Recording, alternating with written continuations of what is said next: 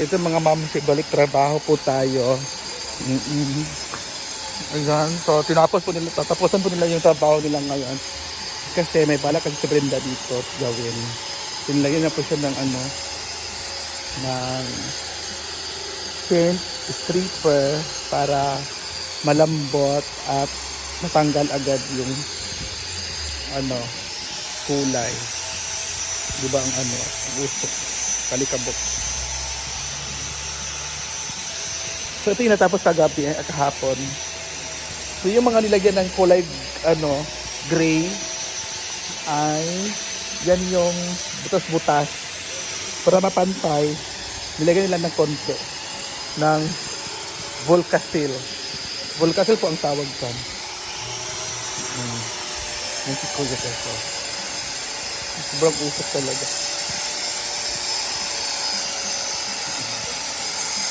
Ay! Takot ako. Nakabahan ako dyan, guys. Hindi nila ako lalapit. Diba usok? Dito naman si Bembo. Oh my God. Ano din siya? Naglilinis siya dito sa kaniyang pool, sa pool ni Brenda kasi nga. Mula nang naglilinis dito talaga. Yung mga trabahante niya diba?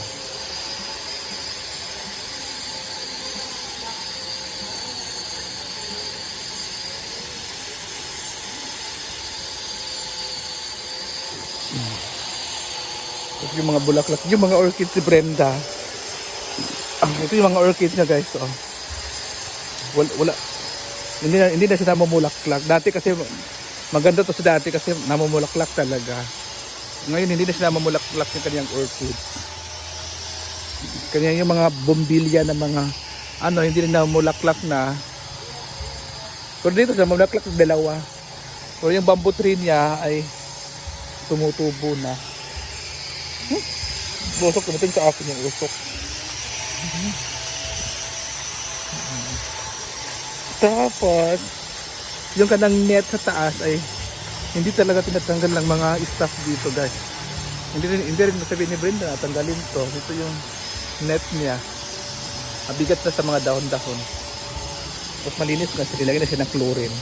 May zundrok na po yan. Diba? Wala pang customer natin. Yung CR natin ay okay na din. Malinis na. Check natin yung CR. So yung CR check, malinis na siya. Oo, yung shower natin ay malinis. Nilinis na po ni J4. Si J4 po talaga nakatokan dito sa CR na maglilinis. Oh, di ba? Tapay natin yung ilaw kasi mahal kasi yung kuryente na.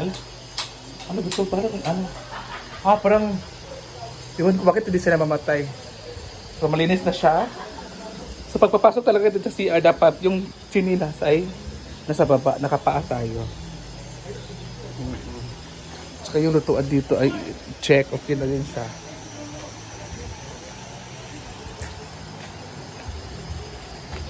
Dito naman tayo ay check na din dito, guys.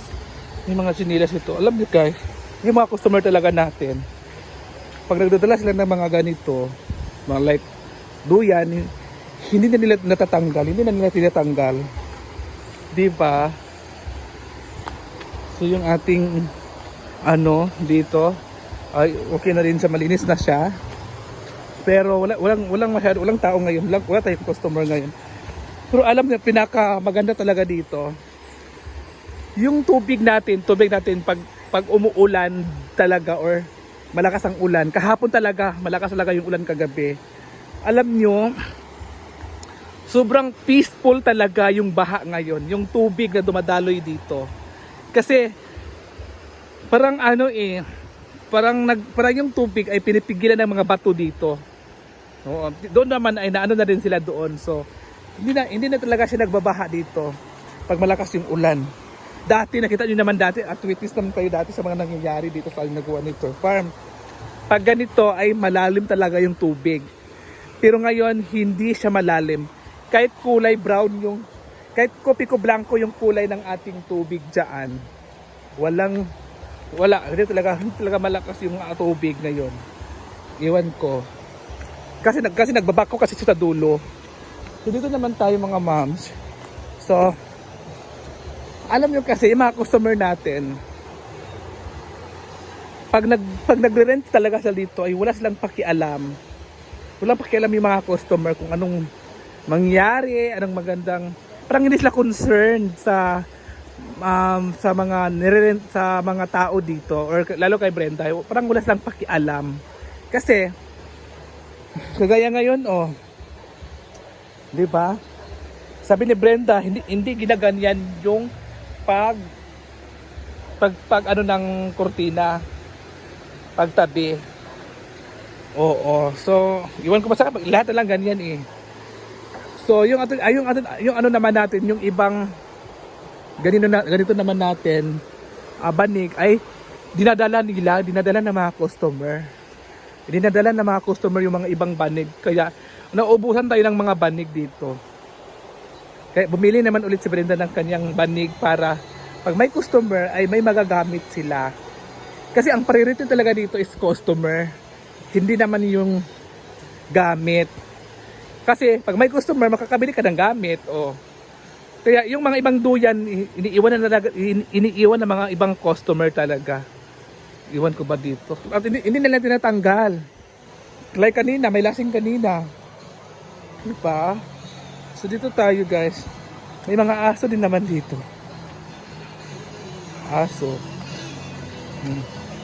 Diba? May mga basura din naman dito guys. So hanggang dito lang muna tayo mga mamshi, and good luck. Thank you so much and God bless. At tapos na sila kumain guys. Yun na yung gawin ko. Na? Para mag-vlog-vlog yun na yung time. Sila pa rin ko sa paano ba mag-loan? I-release mo kagad yung naguan. Ako sa'yo. Pangalan ng sasakyan, hago. Hoy, hago, alin.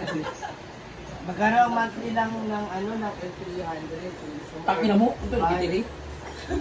Sabi mo kasi, maraming sasakay. Kasi magamit mo pa sa... Sana, ikukunin ko doon isal. Yung ano. Bao-bao na lang, uy. Yung ano, mga kawatan surgery, papauli na, oy. Pwede ba lang break mo yung mga drive? Bigyan niya kagawa ang motor galing, kabariskan galing. Yung sangiti ko kape ba? Apat ka ba yan? Apat ang peshi? Ay naku. Kulang pa. Wala pa ng 2 minutes. Usapan natin yung charge. Usapan natin yung charger. Yung kanang kabalo dito na nawalan charger ni Argel. So alam niyo dito mga ma'am, paliwanag ko muna dito ha. Dito kasi wala na masyadong nagluluto talaga dito. Wala na masyadong nag-cook dito. Oo. Kaya wala na talaga. Ang may tuba pa tayo. At yung ano naman natin, yung area naman natin dito, mabaho talaga kasi nagtatanim dito ng palay. Kaya bago nila itanim yung palay, nag-i-spray sila sa kuhol. Kasi yung kuhol, ang purpose ng kuhol is patayin yung mga kuhol dito sa basakan. Tapos, tsaka sila magtanim ng palay. After 2 days or 3 days, sabi ni Brenda, ang baho daw kasi nga, yung hangin pumupunta doon sa area. Tapos naamoy yung baho dito ng patay na mga kuhol. Oo, kasi kung hindi papatayin yung kuhol, baka maubos tong mga palay na mga bagong tanim. So kailangan patayin mo na ang kuhol bago magtanim ng palay. Kasi yan ang talaga ni Brenda, ang mga customer daw kasi nagsasabi daw mga customer na mabaho daw, may amoy daw, baka may patay. Yun is yung mga kuhol nga namatay. Kaya sabi ni Brenda, normal lang daw naman yun. Kaya in-explain ni Brenda sa mga customer dito na walang patay dito kundi amoy ng mga ini-spray na mga kuhol dito sa basakan. So ngayon pupunta tayo doon. Dito naman ang naglalaban naman talaga dito sa area dito is si Argel at si Britney. Every Monday sa naglalaba. Monday and Saturday. Bukas maglalaba sila bukas. Oo. So dito naman tayo kasi may bumibili sila ng isda eh. Bawal yung video. Sa YouTube man. Bawal lagi? Ayan guys. This is